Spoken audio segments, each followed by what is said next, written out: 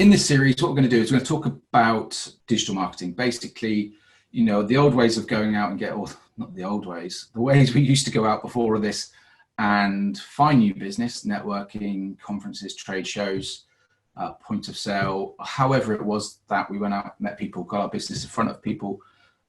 We are restricted to doing all of that at the moment. So digital marketing is going to be super important, or even more important than it has been.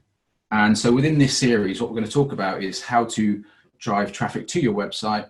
And then when traffic arrives at your website, how we're going to get them to convert. And that's really what I'm going to talk about over the next 20 minutes or so, is getting people to perform the action you want them to perform when they land on your website. For those of you who don't know me, I'm James from Giant Peach. We are a creative agency. We create strategy that drives growth, content that sparks connection, and user experience that converts. And we're lucky enough to work with some great brands across the UK, working on brand strategy, brand creation, website design and development, e-commerce, subscription websites, video and photography, anything that helps our clients drive growth. So the chat is open, as I've said. Please, I think Meg's monitoring that, so put any questions in there you have as I go through this content, but let's get started. So the 3 things that will lead to a successful website. The first is user interface. So that's that design, it's that look and feel, it's how people make that first impression about your website. User experience, that's all about how people get around the site, how easy it is to perform the action you want them to perform. And content, this is where you get across who you are and what you stand for. I think this image best illustrates the difference between user experience and user interface design. The user wants to perform the action they want to perform in as little steps as possible, less friction as possible. We've all probably been to websites that look great, but we can't find the information we're looking for. We can't perform the action we want to perform. So it's very easy for us to get frustrated and just click back to Google and find a website that does give us the information we need. What is a conversion? It can be any of these things, really. An online sale, completing a contact form, watching a video, whatever KPI you as a business find valuable, that's what you can record as a conversion. And tracking it is important, because if you don't track it, then you can't optimize performance, you can't improve performance. The way to work out your conversion rates, so number of conversions divided by your total number of visitors times 100. And you can do this on a monthly basis, a weekly basis, a daily basis, whatever works for you. The first place to start when thinking about increasing your conversion rates is understanding what drives, what stops, and what persuades your customers so they can have the best experience possible. So have a look at your site. What are the drivers? What is bringing people to your website? What are the barriers? Why and where are people dropping out of your site? And then the hooks, what is persuading them to act? So have a look at those things and think about the drivers, the barriers, and the hooks within your website. Just to start with, we get asked this a lot. What is the average conversion rate? Now, there's stats online that could be anything between 1% and 4%. We had a client converting at 9% regularly, but these figures are sort of meaningless, because every website, web page, every audience, every business, every industry has completely different conversion rates that differ massively. And it depends on what the goal is. And most brands don't like to share their conversion date publicly anyway. So find a benchmark for you, find a percentage that's going to work for you, and work to just optimize and keep improving that. Because if you're converting at 1% and you can increase that conversion rate to 1.5%, you're increasing your conversions by 50%. Firstly, so web design matters. We judge books by a cover, and web design is no different. It takes 1/10 of a second to form the first opinion of a person. We make snap judgments, and it takes 50 milliseconds for a user to form an opinion about your website. That's 0.05 seconds, and that determines whether they're going to stay or whether they're going to leave. So if you've designed your website yourself, or you're not a designer, it's maybe a good opportunity to go and find someone who can give you some honest feedback about the design of your website. Cut the jargon, clarity works every time. I think, well, recently I came across this site and I had to copy and paste this value proposition because I just don't know what it means. I mean, if you want to read it and you can understand it, then do let me know. But, you know, trying to connect with people with fancy sort of complicated business language just doesn't work. Write for people. It's people that read your site. So come up with that clear value proposition. What's the primary reason why people should buy from you? And if you had just 10 words to explain why people should invest in you or buy your products or services rather than your competition, what would those 10 words be? Now, I think this is the number one change you can make this afternoon that will improve your conversion rates: messaging. So go back and have a good read of your website and look at how you can change your messaging and inject some personality into it. You know, we get into the habit of writing our websites, writing our business content from like internal business communication. And it's full of jargon, it's full of acronyms, and it's not full of any personality whatsoever. And we have to remember that, you know, we don't just buy brands anymore. We connect with brands, we join brands, you know, we follow, we engage, we like. So injecting personality into the brand is a really important step for every business. If you take Innocent as an example, these were one of the first guys that came into the market with a bit of personality, a bit of humor, but something on the complete opposite end of the scale in terms of personality. Brewdog, you know, they have this real punk rhetoric, but these guys are smashing it out of the park, doing some amazing stuff as well during this COVID-19 period. That emotional connection is what's important, because as human beings, we're not thinking machines that feel, we are feeling machines that think. And we buy emotionally and then we try and justify it intellectually. So always think about connecting on an emotional level when it comes to that content, the wording within your website. This might seem like an easy one, making doing business with you as easy as possible. You know, what do you want your users to do? Because if you don't know what your users want to do, then they're not going to know what you want them to do. So tell your users what they should do next. In every page, guide them through their journey to perform the action you want them to perform. The goal for good user experience is for users not to press the back button on their browser.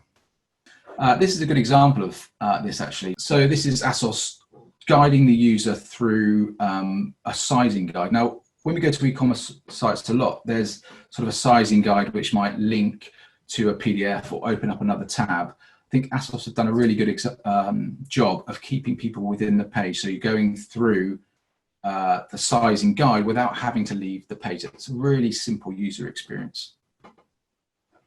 Ask for smaller commitments. We shouldn't rush our customers into committing. Yeah, most of us are commitment averse, so if we don't have to commit, we'll delay it. Or what's a good example, probably the best example of that, is the difference between buy now versus add to cart. Where buy now seems pretty final, add to cart is sort of risk-free. It leaves us the opportunity to change our mind. So think about the language on your call to action buttons. Ask for smaller commitments, especially in consultative situations or service providers, because if it needs more consideration time, you don't want to get people to feel like they are committing on your website. The paradox of choice. A lot of website owners, a lot of business owners fall into this trap and often have too many products or too many options. And it's the paradox of choice. You know, the more choices you give your user, the easier it is to choose nothing. Choice paralyzes. So if you have a lot of content, introduce a really good search. If you have a lot of products, product filters can be a really useful way of getting your customer around the site. And offer free shopping. If you've got a shop at the moment, just offer free shipping. That's an obvious one. Video is the best digital marketing asset you can use to helping conversion rates right now. And why is that? That is because we consume video daily and we're all a little bit lazy. We'd all rather watch a 30-second video than read a couple of paragraphs of text. And 1 minute of video is equal to 1.8 million words. We just don't read pages and pages of text on websites anymore. We scan them. if you think about your own browsing habits, we're all used to being on our phone and just this scrolling, the scrolling action, the scrolling way of getting around a website. We don't stay, read, and consume the information unless we really need to. So video is a great way of making people stop. 64% of us are more likely to buy a product online after watching a video, and conversion rates increase by 80% when a video is included on a landing page, and 92% of us share videos online. Video really does work. But when you are thinking about a video, think about the length of it. So the longer the video is, the less we watch of it. I'm going to give you an example here. Hopefully I can show you this video. This is a 15-second video series that Giant Peach did. We did it for our clients to give away free tips. But see how much you can get across in just sort of 15, 20 seconds. My top tip for social media is to get to know the channels thoroughly. So on Instagram, have a look at what images are most popular and how people engage with them. On Facebook, what blogs and articles are being shared. And on Twitter, what conversations are being had. That way you'll be able to tailor the content from your brand to be successful in each channel. Cool, so that's sort of just over 15 seconds long, but there's a lot of information you can get into that space of time. And video helps increase trust, and increasing trust is key for conversions as well. There's 4 reasons why people don't buy from you. There's no need, no money, not in a hurry, or there's no trust. Now, there's not huge amounts we can do about the first 3 reasons, but we can build trust. So adding trust elements to your website will see conversion rates increase. Things like making it easy to contact you. A lot of businesses hide away contact details. You know, having a clear phone number, physical address, and email address is important. We want to know that it's easy to contact you. We want to know that you're available, and that increases trust. Updating your site's content regularly shows credibility. It shows that you take your website seriously. If you have a blog or news section, you know, once a month at minimum is really how often you should be updating your website. If you can get to twice a month, once a week, then that's all great. And social proof, you know, adding accreditations, certifications, any associations or bodies that you're members of, add them to the footer of your website. It adds credibility. Also put those into your email signature. Again, that adds credibility to your offering to you, and it will increase conversion rates. 92% of us will trust a recommendation from a peer, but 70% of us will trust a recommendation from someone we don't even know. So having testimonials on your website are great. Having your best customers telling potential customers how great your service or your product is a really good way of getting people over the line. So that's just quotes, or you could have video testimonials as well, which are really powerful. Or case studies, showing how you've helped someone who is exactly like your target audience achieve what they wanted to achieve in a case study with facts and figures. Making it very visual can be a great way, again, to increase conversion rates. Product reviews. I mean, if you have an e-commerce site, you need product reviews. But if you have a service site or offering just a service, then reviews, again, increase conversion rates. The data around this is unbelievable. And they just eliminate doubts that any customer might have within their mind, and show the people behind the brand. If you are a people business, I think putting your people in front of the camera or in front of your brand is important. We want to know that there's humans behind a business. I mean, at Giant Peach, we put our people at the forefront. We also use this to sort of communicate the personality of the brand. Sort of Tom wears to work regularly, especially now he's working from home. But photography is really important. I think this type of photography, you know, these stock shots of people that we all know is stock photography, is just not okay. You know, we have to invest in good quality photography. We want to see the products or see you in action. You know, with e-commerce sites, 60% of online shoppers say the quality of photos is vital when making their purchasing decision. You know, we want to see the real people at work. We want to see you at work, the food, whatever it is. We want to be able to smell, touch, and taste what it is you do, and good quality photography is key for that. And then copy. When you are on your product or service page, there's 4 things to think of. Okay, keeping it unique.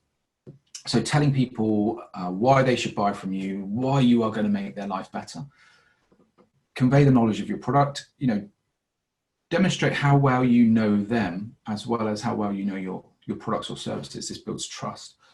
And don't stuff it full of keywords. Again, write for human beings. It's humans that read your website. It's humans that are going to perform the action you want them to perform.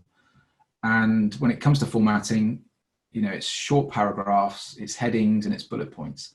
No one reads pages and pages of text, as we've said. And then some smaller sort of tips around wording is creating a sense of urgency to move your visitor to perform an action. Wording like this, now, hurry, on time, or one time only, last chance.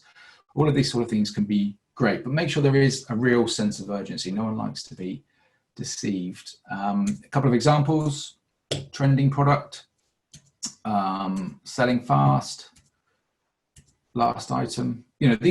These are really good examples of how that sense of urgency can help with conversions. These are all mobile examples because mobile is so important. Mobile doesn't just mean a smaller screen. It means a completely different context in which content is being consumed and a completely different user experience. If you think about how you interact online with your thumb and your fingers compared to how you interact online with a mouse or a trackpad, it's a completely different experience. So it's not just about having a responsive website that just responds to the device. It's having the user experience optimized for the mobile user. So things to consider is thumb zone. So making calls to action nice and easy to reach within that thumb zone, within that green area. If you are a business to consumer brand, or B2C brand, a business in general, then your business is mobile first. You have to think about all of your marketing activity being targeted at the mobile user, and your website being completely optimized for that mobile user experience. Some stats on mobile. Mobile user expected to make up to almost 73% of total e-commerce sales in 2021. I mean, this is data from 2019, so this could change over the next coming months. But I think the increase in mobile commerce will not go down. It might even increase. Just a couple of examples to finish on when thinking about the mobile user experience and calls to action. Some simple examples of ensuring that the calls to action are always in view. So if we look at these, a couple of e-commerce examples. Now, they don't have to be just e-commerce, but if you think about your calls to action, which might be book a viewing, contact us now. As you can see here on Beard Brand, as they scroll up, the add to cart button sticks at the bottom there, so it's well within the thumb zone, and as they're reading the content, they can add it to cart at any time. And another example here from Firebox, the add to basket sticks to the base, but they've also got their online chat right in the bottom right hand corner there. Makes it nice and easy to make contact. Whatever it is that you do, whatever it is that you try on your website, I think it's important to test everything. Google Analytics is a great tool. You can track everything and you can make changes, see improvement, optimize on a regular basis, but just keep testing. So I'm going to take a few questions now. Okay, so we've got one question here from Val. What sort of wording would you use then if you wanted people to donate to your cause?